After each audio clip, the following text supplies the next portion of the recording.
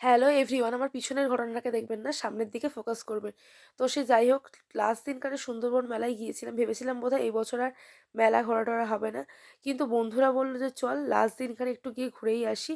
তো গিয়েছিলাম হচ্ছে বন্ধুরা মিলে মেলায়। সাথে আমাদের একটা দিদিও গিয়েছিল। তো আমরা দাঁড়িয়ে এই জায়গাটায় ছিলাম। বেশ ভালো লাগছিল দেখতে। কারণ আমাদেরকে তো আর খেলতে নিচ্ছিল না।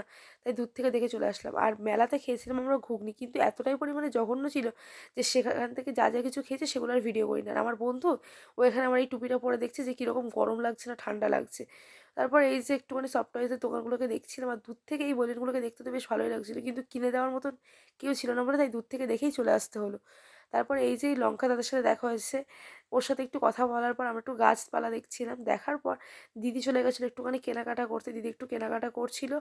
আর আমরা চলে এসেছি আরও একটা জায়গায়। এখানে দাঁড়িয়ে মোটামুটি সবাই তো ছবি তুলছে, ভিডিও করছে। আর আমরা হচ্ছে বাড়ির সবার জন্য একটুখানি খাবার-দাবার নিলাম। জিলিপি, আর এই কাকুটা কি সুন্দর জিলিপি ভাজছিল।